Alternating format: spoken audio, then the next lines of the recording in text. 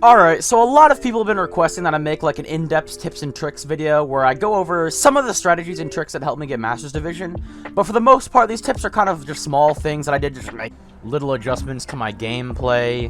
It kind of all just got put together and it really did help me out in the end. Before this video starts though, please subscribe and like because you know it took a lot of time to put this all together. And I have a lot of plans for future videos that I'm going to be working on, like hopefully by this next week or the week after, just around then. So yeah, thank you. Alright, I don't want to waste time, so just to start off, digging down. This is pretty easy to understand and basic, but it's one of the best strategies to do when you don't really get anything good from refill. All you gotta do is just dig down and try to spleef your opponent like I do in this video here.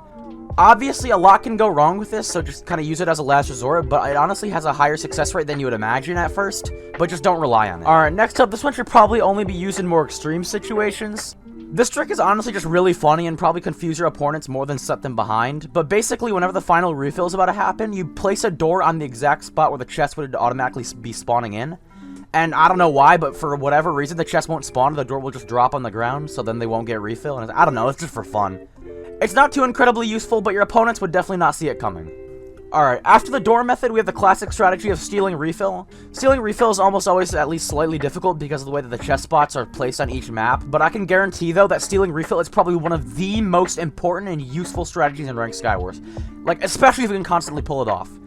By stealing your opponent's refill, not only do you get a bunch of more loot for yourself, but you also cause your opponent to be, like, way behind, you know what I'm saying?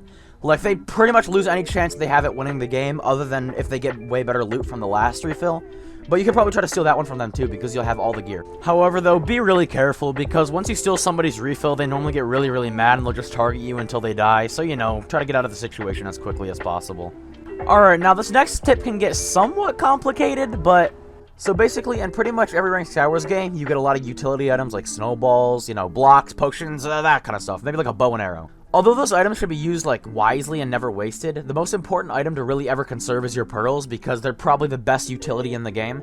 This seems pretty self-explanatory, though, but one thing I really notice about most ranked players is that they tend to just use their pearls very, like, unsparingly if they think they got a high amount. Like, if they get, like, 10 pearls from refill, then they'll just be throwing them everywhere, just carelessly. Like, I know that sounds pretty basic, though, but all I'm saying is that you need to play like your opponent has way better gear than you, or they're cheating or something like that, and hold on to all your utility, because it is all vital. Alright, next, okay, we have stealing diamonds, which is, I mean, I guess it's similar to stealing refill, but stealing the island diamonds of your opponent is, like, one of the most useful things you could do in a game. Because while getting yourself more gear, it sets back your opponents, too, because you're mining their diamonds that they now can't get. So then when it's time for refill, you could probably easily drop them and not allow them to get a chest. So my favorite strategy is probably just to get full diamond before first refill by going island to island and ignoring all the contact, you know what I'm saying? Just avoid fights as much as possible unless you know for a fact that you can kill them, and then just go island to island and try to get as many diamonds as you can while your opponents try to fight people.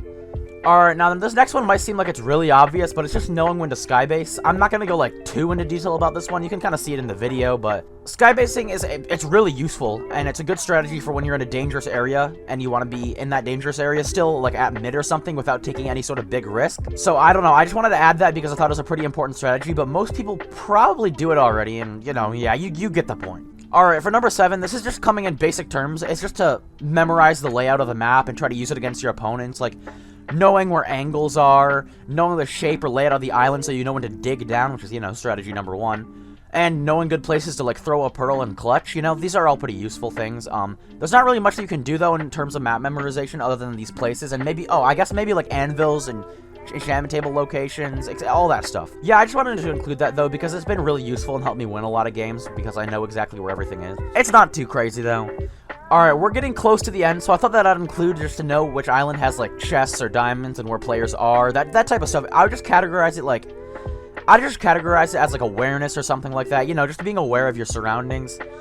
But, like, for example, knowing where, like, island chests are after the last refill, or knowing, like, which players didn't mine their island diamonds, or just knowing where players are has helped me a ton, because by the end of, like, most games, they'll have, like, 10 pearls or something. Alright, for the final tip, this isn't really something that you'd actually do, it's just more understanding how cheaters play. But for me, I always try to gear up and assume that the opponent will be far better than me or just cheating. So, you know, I always try to get as much gear as I can before taking any fights at all. Normally, though, cheaters play, like, really confident because they think that they can just kill you by outreaching you or just finding some dumb way to kill you extremely fast. So that's what you can use to your advantage. So, you know, it's always best to play extremely passive and avoid fights when you know you could be getting more gear instead. Alright, I tried to include some different tips and tricks that aren't really included in anybody else's videos, so let me know what you thought about it in the comments. If there's anything else you want to know, just let me know, you know. But thank you guys for watching, for real. Please subscribe. I got more content coming as soon as possible, and thank you.